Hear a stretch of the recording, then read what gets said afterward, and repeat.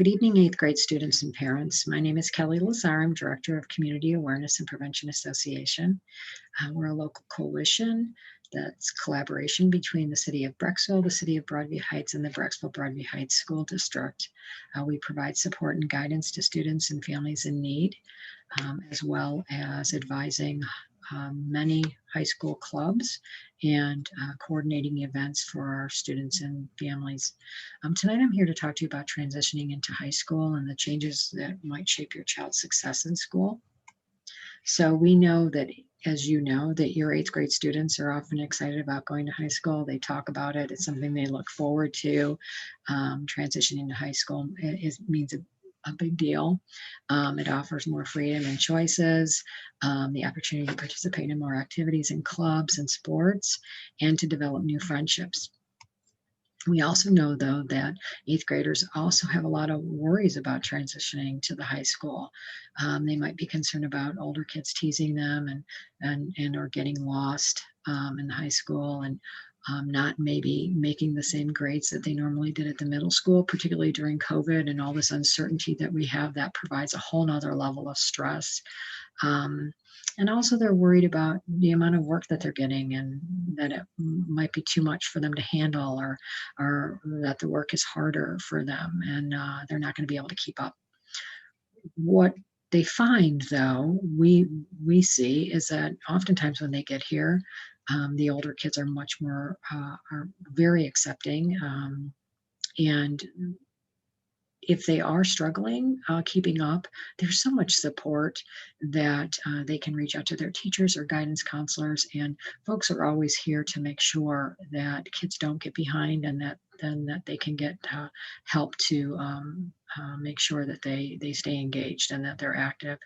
And the teachers are always available to make sure that the students are understanding the work and that they have the help that they need to be successful. Nevertheless, some kids still have difficulty transitioning into ninth grade because there's this increased focus on friendship and fitting in. Some students might lose confidence in themselves, or they want to try to be like others.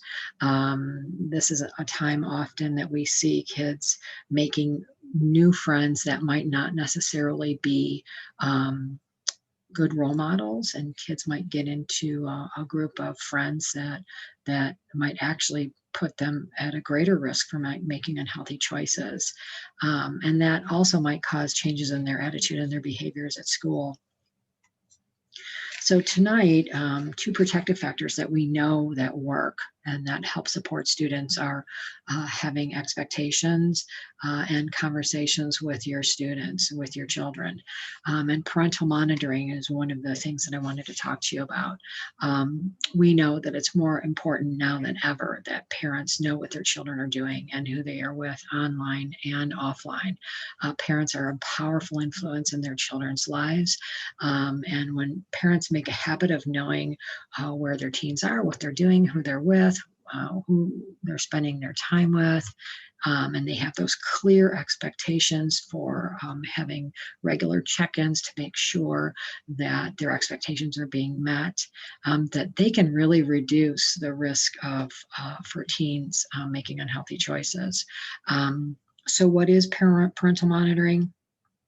Just having those expectations for your teens' behavior, that you're communicating those expectations to your students and to your children, that you're keeping track of where your child is and what they're doing and who their friends are, and you're communicating with your friends' parents, and that you're also, when your child might break the rules or do things that are outside of your expectations, that you have a plan for the way you're going to respond to bring them back, and you know what your thoughts are and what your expectations are.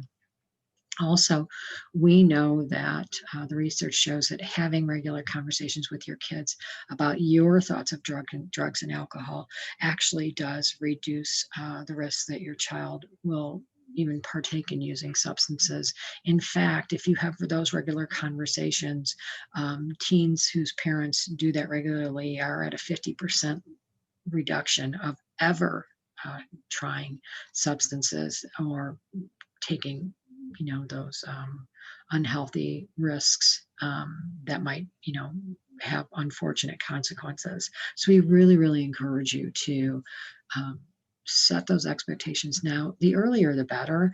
Um, Prior to your kids ever maybe experimenting, now is the time to have those conversations and say, look, this is what I think, and what we expect for you, that you don't ever, use tobacco, or that you don't ever vape, and that you don't get drawn in to drinking, or using any kind of substances.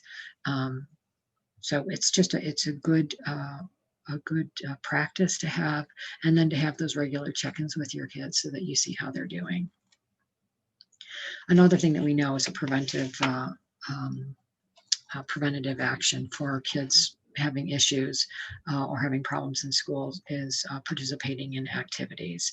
So we really think it's important for you to encourage your child to think about what sports clubs, organizations right now that they might want to become involved in next year.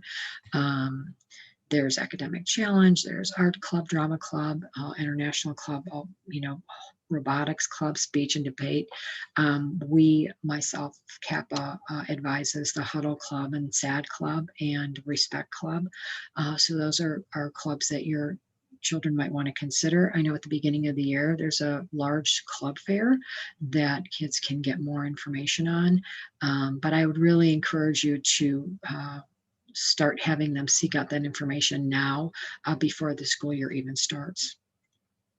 The other thing is it's real important for parents to stay involved in school, to attend the open houses, parent-teacher conferences, um, and this way you can monitor your child's school activities. The teachers and guidance counselors are always available for you to schedule an appointment with them if you have concerns about your child. So I highly encourage you to, if have some things that are nagging at you, or you're worried, um, reach out and and schedule an appointment so you can talk through those concerns. Most importantly, it's really vital that you stay connected, not only with the school, but with other parents, particularly the parents of your children's friends, so that you are like-minded and they understand what your expectations are for your child.